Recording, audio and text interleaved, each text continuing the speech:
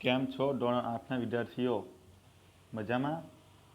વિદ્યાર્થી મિત્રો, આપણું ચેપ્ટર ચાલે છે ચેપ્ટર 9, વિષય સામાજિક વિજ્ઞાન.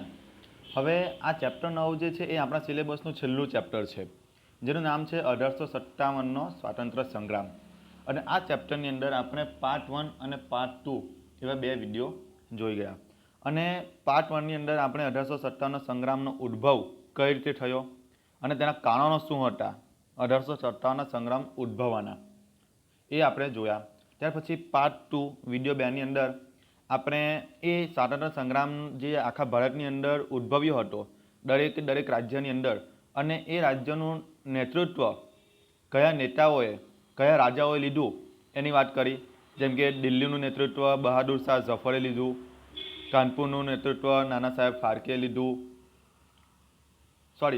પેશવાએ લીધું. ત્યાર પછી બીજું આપણે જોઈએ કે ઝાંસીનું નેતૃત્વ ત્યાંની રાણી લક્ષ્મીબાઈએ લીધું, જગદીશપુરનું નેતૃત્વ રાજા કુંવરસિંહે લીધું. એવા આપણે દરેક રાજ્યના જે નેતાઓ હતા અને એની આગેવાની કરી, એવું આપણે પાર્ટ 2ની અંદર જોઈ ગયા. એટલે કહેવાનો મતલબ, ધીરે ધીરે કરીને આખા દેશની અંદર આ સ્વતંત્ર સંગ્રામ ખૂબ પૂરજોશમાં ઉદ્ભવી ગયો હતો. આઝાદીની માંગ શરૂઆત થઈ ગઈ હતી. આપણે એ પણ જોયું કે 1857 સંગ્રામ એ 31મી મેના રોજ શરૂ થવાનો હતો, પરંતુ મંગલ પાંડે જે હતા, જે ભારતના પ્રથમ ક્રાંતિવીર, તેઓ 31મી તારીખ સુધી રાહ ન જોઈ શક્યા અને આયોજન કરતાં પહેલાં જ તેમણે આ સંગ્રામની શરૂઆત કરી દીધી. અને એવું પણ કહેવાય છે કે મંગલ પાંડે એ આ 1857ના સંગ્રામ અથવા ભારતની આઝાદી માટેના પ્રથમ શહીદ હતા. હવે આપણે આગળ જોઈએ ઈસવીસન 1857નો સંગ્રામ અને ગુજરાત. આ સંગ્રામની અંદર ગુજરાતની શું ભૂમિકા રહી, ગુજરાતના કયા શાસકો આ સંગ્રામમાં જોડાયા, એની વાત આપણે કરવાની છે. તો ગુજરાતમાં આ સંગ્રામની શરૂઆત અમદાવાદથી થઈ. 7મી લશ્કરી ટુકડીએ જૂન 1857માં, સાંભળજો, આપણા ગુજરાતની અંદર 1857ના સંગ્રામની શરૂઆત ક્યારે થઈ? જૂનમાં થઈ, 1857માં. પરંતુ તેને દબાઈ દેવા માટે અંગ્રેજો દ્વારા ઘણા પ્રયત્નો કરવામાં આવ્યા અને દબાઈ પણ દીધું. પંચમહાલમાં, દાહોદ, ઝાલોદ અને ગોધરામાં આ સંગ્રામ જુલાઈ મહિનામાં થયો. એટલે કે સંગ્રામના બનાવો બન્યા જુલાઈ મહિનામાં. સંગ્રામના સૈનિકોએ લોકોની મદદ વડે સરકારી જે સંસ્થાઓ હતી, જે કચેરીઓ હતી અંગ્રેજ સત્તાની, એ કબજે કરી. પરંતુ છેવટે સરકારી દળોએ તેમને હરાવ્યા. સરકાર એટલે કે અંગ્રેજ સૈન્યએ આ સંગ્રામના સૈનિકોને હરાવ્યા.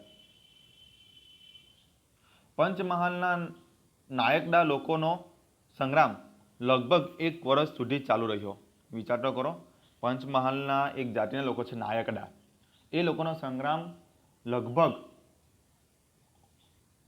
1 વર્ષ સુધી ચાલુ રહ્યો હતો. એટલે કે એમણે કેટલો લાંબો સંઘર્ષ કર્યો અંગ્રેજો વિરુદ્ધ. વિચાર તો કરો,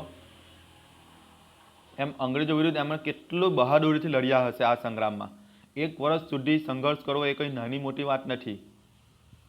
અંગ્રેજોનો વિરોધ, એમની કચેરીઓ, એમની સંસ્થાઓ કબજે કરવી, ધરપકડ થવી, કેટલા લોકોને શહીદી વહોરવી, આ કંઈ નાની સૂની વાત નથી. કેટલા બહાદુર લોકો હશે આ સંગ્રામના, કે જેમણે પોતાના ઘરની, પોતાના સંબંધીઓની પરવા કર્યા વગર આ સંગ્રામની અંદર જોડાયા હતા.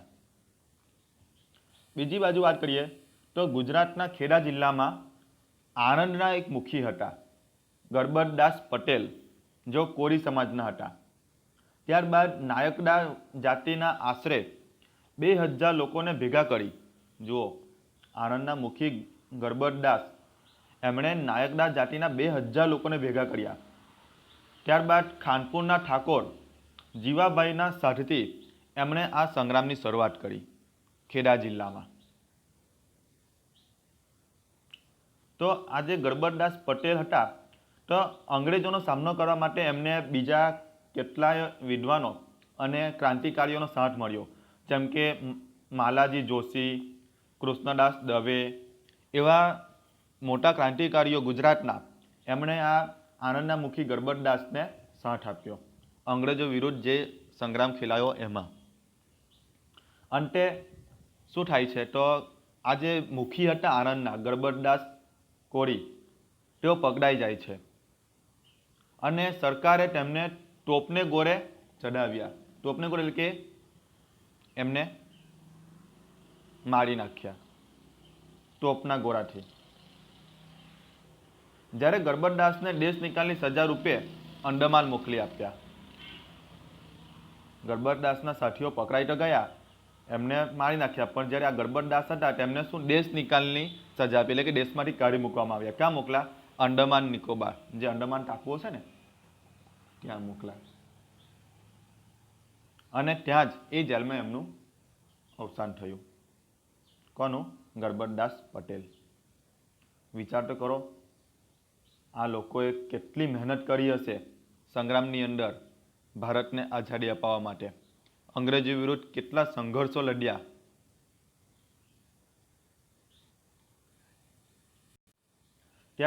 ત્યારબાદ બીજા વિસ્તારની વાત કરીએ, ઈડર. તો ઈડરથી 16 માઇલ દૂર એક ગામ છે ચાંદુપ. તે ગામના લોકો નાથાજી અને યામાજીની આગેવાની સ્વીકારી સંગ્રામમાં જોડાયા. એટલે કે ત્યાંના બે આગેવાનો છે, નાથાજી અને યામાજી.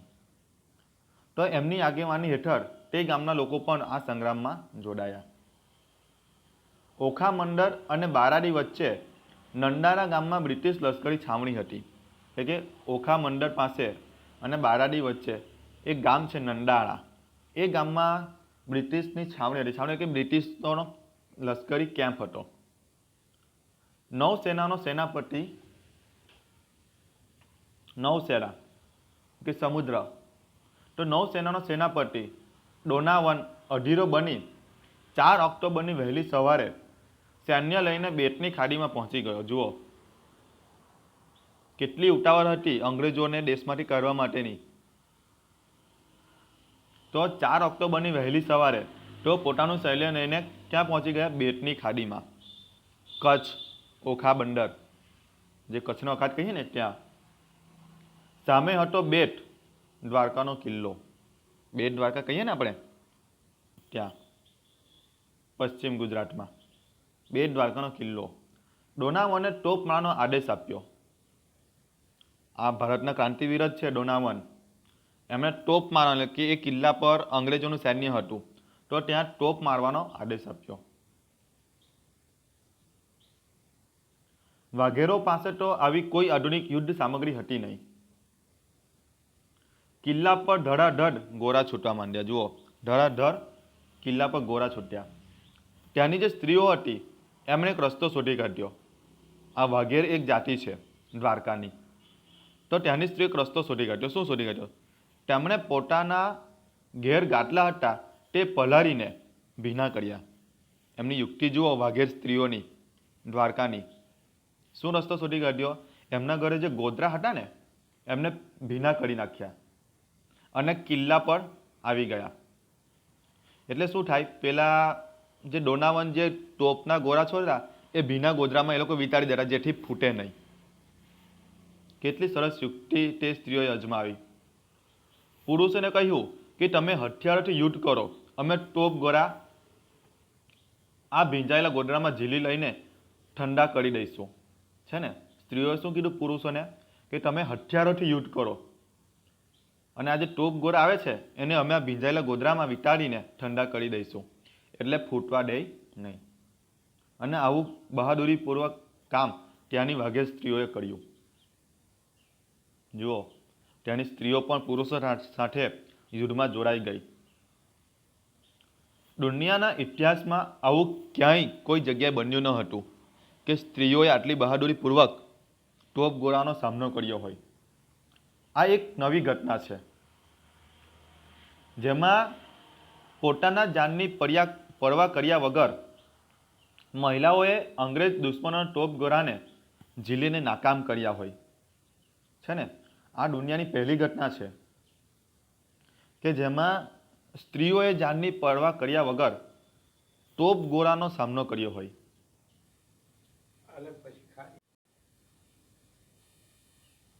ઝાંસીની રાણી લક્ષ્મીબાઈ જેવું જ આ એક સાહસિક કામ હતું. જે રીતે ઝાંસીની રાણી અંગ્રેજો વિરુદ્ધ યુદ્ધ લડ્યા હતા, તેવું જ આ સ્ત્રીઓનું પણ કામ હતું. આ બધી જ સ્ત્રીઓ જાણે કે રાણી લક્ષ્મીબાઈ બની ગઈ હોય એમ નામ આપવામાં આવ્યું ગુજરાતની લક્ષ્મીબાઈ. એમને શું નામ આપવામાં આવ્યું? ગુજરાતની લક્ષ્મીબાઈ. એમનું કામ તો જુઓ, કેટલા બહાદુરીપૂર્વક તોપનો સામનો કરવો. બંદૂકની ગોળી નહીં પણ તોપનો ગોળો એટલે તો કેવું કહેવાય એમ. આશ્ચર્ય પ્રમાણે એવી ઘટના છે આ. કહેવાનો મતલબ આપણા ગુજરાતની સ્ત્રીઓ કેટલી બહાદુર હશે, જે પોતાની જાનની પરવા કર્યા વગર અંગ્રેજો સાથે યુદ્ધમાં કૂદી પડી. પુરુષોને કીધું તમે હથિયારથી યુદ્ધ લડો. ત્યારબાદ આગળ વાત કરીએ.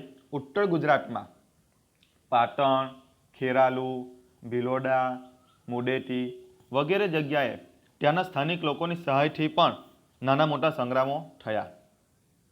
તે ઉપરાંત ડિસેમ્બર 1858 એટલે કે એક વર્ષ પછી 1858માં સૈન્ય સાથે તાત્યા ટોપે ગુજરાતમાં આવ્યા.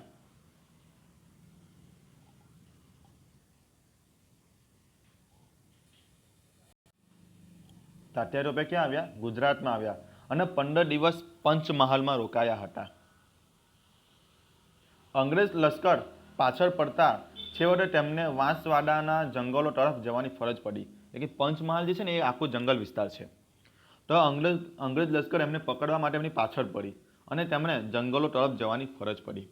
આ હતો આપણે ગુજરાતનો સંગ્રામ, જ્યાં આખા ગુજરાતના જેટલા પણ આગેવાનો, જેટલા પણ ગામડાના લોકો હતા એ બધા જ સંગ્રામમાં જોડાયા હતા.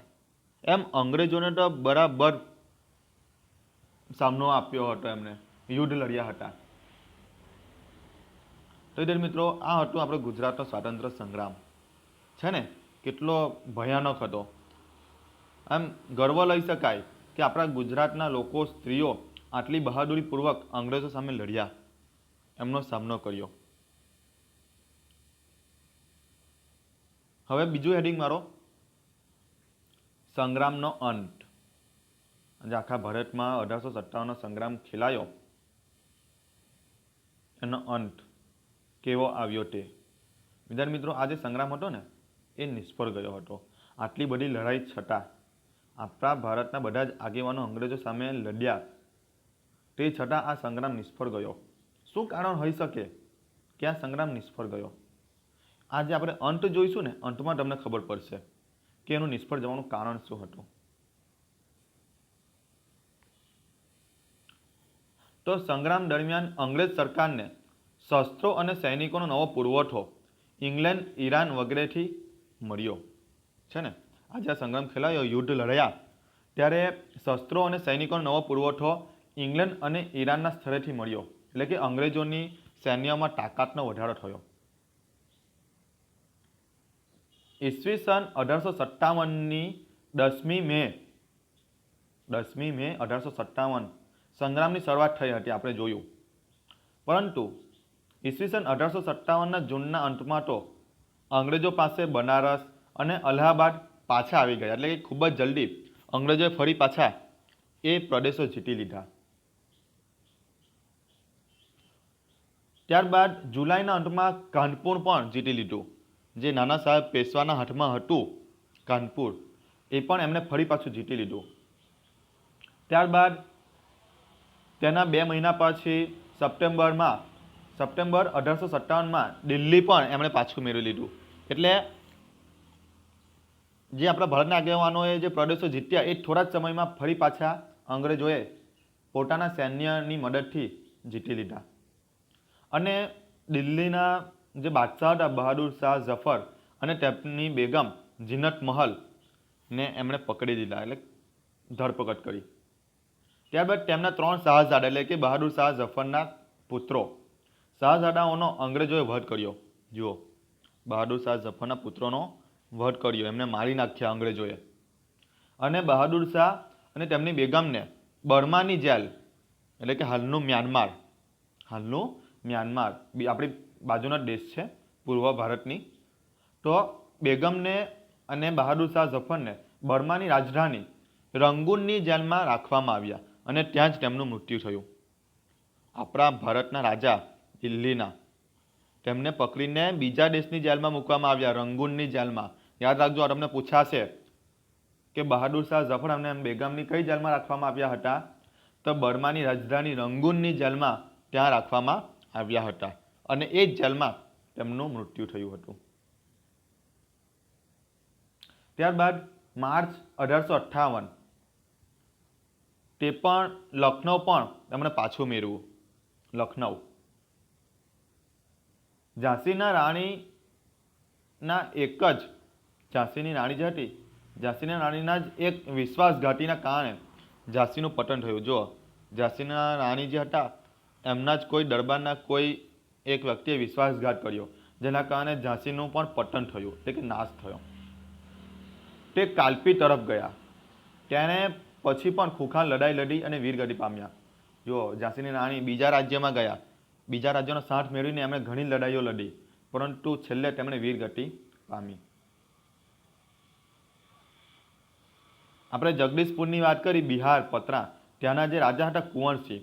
તો જગદીશપુરના કુંવરસિંહને લડાઈમાં મરણતોલ ઘા વાગવાથી, મરણતોલ એટલે કે ખૂબ જ લોહી લુહાણ થઈ ગયા હતા કુંવરસિંહ, અને એના કારણે એપ્રિલ 1858માં તેમનું પણ મૃત્યુ થયું. એટલે વિદ્યાર્થી મિત્રો, જેટલા પણ પ્રદેશોના જે આગેવાનો વિશે આપણે જોઈ ગયા ને, એ બધા જ પ્રદેશોના આગેવાનો શહીદ થયા અને એના કારણે એ બધા પ્રદેશો અંગ્રેજોએ ફરી પાછા મેળવી લીધા. નાના સાહેબ પેશવાનો પણ પરાજય થયો અને એમના અંતિમ પરાજય બાદ તેઓ નેપાળ તરફ ચાલ્યા ગયા. નેપાળ, ઉત્તર ભારત. પાછળથી તેમણે ભાવનગર જિલ્લાના સિહોર ગામે વસવાટ કર્યો હોવાનું મનાય છે. જો પાછળથી એવું કહેવાય છે કે ભાવનગર જિલ્લાના સિહોર ગામે વસવાટ કર્યો હતો, પરંતુ ભેષ છુપાવીને. ઈસવીસન 1902માં તેમના અવસાન થયું એવું લોકોની વાતો છે કે 1902માં તેમનું અવસાન થયું હતું. આગળ શું થાય છે? તો વિદ્યાર્થી મિત્રો, આપણે આ જે સંગ્રામનો અંત જોયો એમાં તમે જોયું કે અંગ્રેજોની સૈન્ય અને એમના શસ્ત્રોમાં વધારો થવાથી બધા જ પ્રદેશો એમણે ફરી પાછા જીતી લીધા. બનારસ, અલ્હાબાદ, દિલ્હી, લખનઉ, ઝાંસી, કાનપુર, અને એ બધા આગેવાનોનો પણ અવસાન થયા, જેના કારણે આ સંગ્રામ ધીમો પડી ગયો. સંગ્રામ શું થયો? ધીમો પડી ગયો અને અંગ્રેજોની સત્તા વધુ ને વધુ મજબૂત થતી ગઈ. એક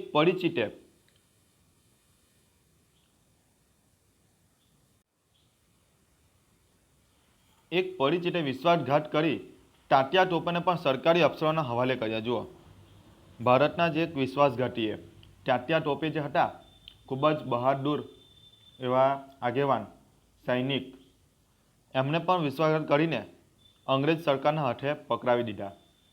સરકારે 18 એપ્રિલ 1859ના રોજ તાત્યા ટોપેને ફાંસી આપી. એવો સરકારનો અહેવાલ થયો, એટલે કે અહેવાલ પ્રસિદ્ધ થયો. લોકોની આંખ આગળ એમને ફાંસી આપવામાં આપી નહીં, પરંતુ એક અહેવાલમાં પ્રસિદ્ધ થયું કે તાત્યા ટોપેને ફાંસી આપી દેવામાં આવી છે. પરંતુ જુદા જુદા માધ્યમોના આધારે એવું જાણવા મળ્યું કે તાત્યા ટોપે તો અંગ્રેજોની કેદમાંથી છટકી ગયેલ અન્ય ભરતી વ્યક્તિને ફાંસી આપેલી છે ને. તાત્યા ટોપે અંગ્રેજ સૈન્યમાંથી ભાગી ગયા હતા, છટકી ગયા હતા અને અન્ય જ વ્યક્તિને ફાંસી આપી દીધેલી, પરંતુ એ લોકોએ ખોટી માહિતી બહાર પાડી કે તાત્યા ટોપેને ફાંસી આપી દેવામાં આવી. એવું કહેવાય છે કે આ જે તાત્યા ટોપે હતા તેમણે પોતાના અંતિમ વર્ષો નવસારીમાં વિતાવ્યા હતા. તાત્યા ટોપે પોતાના અંતિમ દિવસો ક્યાં વિતાવ્યા હતા? નવસારીમાં. તો વિદ્યાર્થી મિત્રો, આ રીતે બધા આગેવાનો નિષ્ફળ ગયા અથવા મૃત્યુ પામ્યા, જેના કારણે આ સંગ્રામ ધીમો પડી ગયો અને અંગ્રેજોએ બધા જ પ્રદેશો ફરી પાછા પોતાના કબજામાં મેળવી લીધા અને આ રીતે સંગ્રામનો અંત આવ્યો. એટલે તમને ખ્યાલ આવી ગયો કે સંગ્રામનો અંત શું આવ્યો, કોના પક્ષે આવ્યો? તો સંગ્રામનો અંત અંગ્રેજોના પક્ષે આવ્યો. અંગ્રેજોએ જ ફરી પાછા બધા પ્રદેશો જીતી લીધા. આનું એક બીજું મોટું કારણ ઘણા બધા છે, એ આપણે પછી જોઈશું. એક જાણવા જેવી વાત તમને કહું તો ગાંધીનગર જિલ્લાના એક ગામ છે માણસા. માણસા તાલુકામાં સૌમો નામનું એક ગામ છે. સૌમો, ગાંધીનગર જિલ્લામાં. ત્યાંની પ્રાથમિક શાળામાં એક ખાંભી છે. ત્યાં એવું લખાયેલું છે કે 29 નવેમ્બર 1857 અહીં ફાંસી અપાઈ હતી. તે મગનલાલ અને માધવજીને અંજલિ, એટલે કે એક પ્રાથમિક શાળામાં એક ખાંભી છે, તેની પર એવું લખાયેલું છે કે અહીંયા 2 વ્યક્તિઓને ફાંસી આપવામાં આવેલી છે. મગનલાલ પાટણના હતા અને માધવજી જે વિજાપુરના હતા, એમને અંજલિ. વિદ્યાર્થી મિત્રો, એમ આઘાત લાગે એવી વાત કે આટલા બધા પ્રયત્નો પછી પણ આ સંગ્રામ નિષ્ફળ જાય છે. કેટલાય લોકોનું બલિદાન, કેટલાય લોકોના અવસાન, કેટલાય લોકોની મહેનત, અને તે છતાં આ સંગ્રામ નિષ્ફળ ગયો. નિષ્ફળ ગયાના કારણો છે આપેલા નીચે, આપણે જોઈશું એક પછી એક, પરંતુ બીજા વિડીયોમાં જોઈશું. આ હતું આપણું પાર્ટ 3. હવે આવશે આપણું પાર્ટ 4. ઓકે, તો સંગ્રામનો અંત એ આપણે જોઈ લીધો. હવે પછી આપણે પાર્ટ 6ની અંદર આ સંગ્રામ નિષ્ફળ જવાના કારણો વિશે માહિતી મેળવીશું. તો આ વિડીયો આપણે અહીં પૂરું કરીએ. ચલો આવજો.